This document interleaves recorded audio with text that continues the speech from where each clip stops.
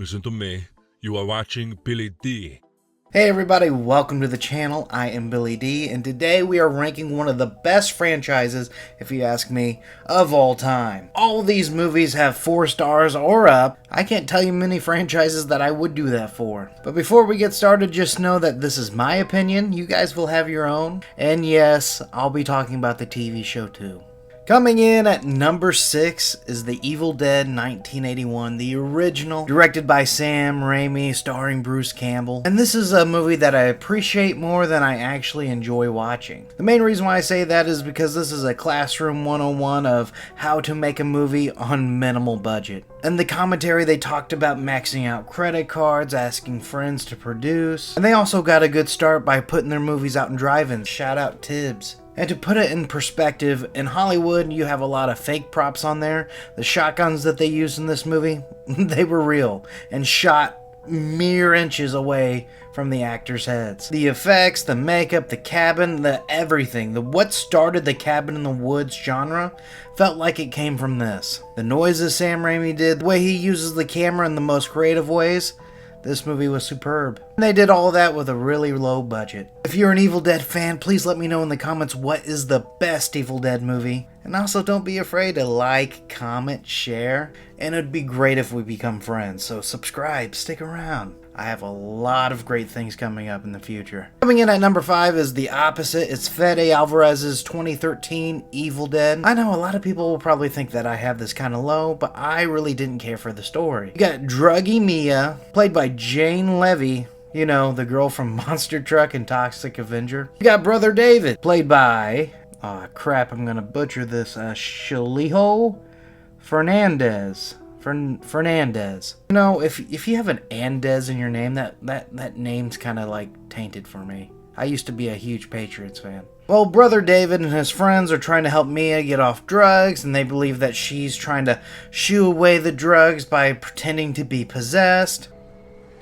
David, from now on, she is going to do whatever it takes to get out of here. When in all reality, Goggles over there read from the Book of the Dead. The fun game was figuring out who would be Ash. Is it David? Is it Mia? And the gore and the effects, everything was great in it. I just didn't really care about the characters. It felt too Hollywood, if you ask me. And then the Bruce Campbell tease at the end, it eventually went somewhere, but it didn't go where I thought it would go. But like I said, this is still a 4 out of 5 stars. That's not bad at all. Coming in at number 4 is the TV show Ash vs. the Evil Dead. Yeah, I'm gonna lump all 3 seasons up as one. I mean, yeah, there's some episodes that are like really awesome, but there are some episodes that were just meh. And I also believe this show came out too little too late. This would be awesome as an early 2000s TV show. I also didn't like how they didn't commit to a lot of the Army of Darkness lore until later on in the series. I remember him recounting the story, but I remember being kind of upset that they don't really talk about the time travel aspect or when he went back to medieval times. It possessed my friends, my girlfriend, Linda. I was the only one to escape. And for the past 30 years, I've been hiding out. I'm trying to remember when they even dropped it. Did they even drop Army of Darkness lore? I know they kept it vague because somebody else had the rights of this movies, and that's another thing I didn't talk about. Every single movie kind of has like a different right issue. It's whatever. The supporting cast in this show knocks it out of the park. I just wish we would have got one more season. You know, something to tie it all up. Coming in at number 3 is Evil Dead Rise. Evil Dead in an apartment complex.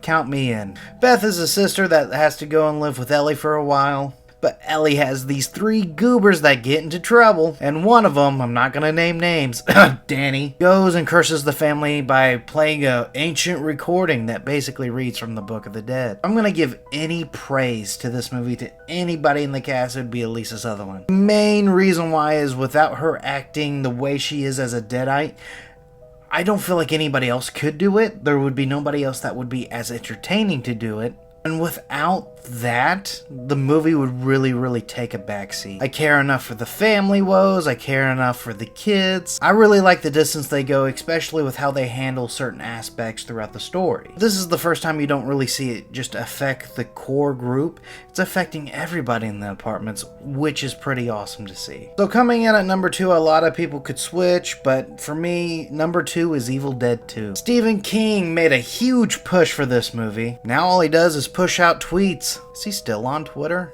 He's kind of like that old man that sits on the porch and just shouts to the people. God, I miss old Stephen King. The effects for Evil Dead 2 is phenomenal. I really like the scene where Ash is going crazy, he's moving, the furniture's moving. It's so cool. It's a wonderful remake and an awesome sequel. Billy, it's not a remake. Oh yeah, it's definitely a remake because why would Ash go back to that cabin? Bruce Campbell says blatantly it's a remake. And I also really enjoy the idea that they would go and remake the first 15 or 20 minutes rather than show it like Friday the 13th Part 2. Friday the 13th Part 1 had a hard time filling the time and they were just showing people walking, playing games. It was kind of boring for Friday the 13th. So Friday the 13th Part 2, the way they fixed it was show the best scenes of Friday the 13th Part 1 for the first 20 minutes. Oh, Friday the 13th, let's talk about that a different day. Because the supporting cast and characters in this, I would say, is a huge upgrade over the first movie. And the way they set it up for a sequel got me so excited that I had to rush out to find it. So let's just go ahead and talk about number 1. Army of Darkness. Why is it called Army of Darkness? Well, it was going to be called Medieval Dead, the Army of Darkness. But Universal, that had the rights over it, says, no, we want it to be welcoming for all audiences, especially new ones. Which is fair. I feel like you can watch Army of Darkness without watching Evil Dead 2. But you're really doing yourself a disservice. One thing with this new company is you have awesome things coming at you. New effects. You get to see Tiny Ash. You get to see Evil Ash and Good Ash. You get to see puppetry with all the deadites as skeletons running around. Bill Moseley's in it. And Danny Elfman does the March of the Army. I feel like Ash mannerisms is nailed down to a T, and this is the guy that you know and love. Klaatu, Veranda. You found me beautiful once. Honey, you got real ugly. See this? This is my boomstick! Good. Bad. I'm the guy with the gun. This movie has 2, and I count them, 2 awesome endings. One where he oversleeps and goes to a terrible future, and the one that has the happy ending where he shops smart. Shop S-Mart. But that's my list. I love all these movies, and if you guys don't know, Army of Darkness is my second favorite movie of all time. In fact, there are days where that is the number 1 movie of all time. I'm Billy D, an Evil Dead fanatic. I really want to thank you guys for stopping by, liking, sharing, commenting, and subscribing to this channel. Thank you for watching, you little bastard.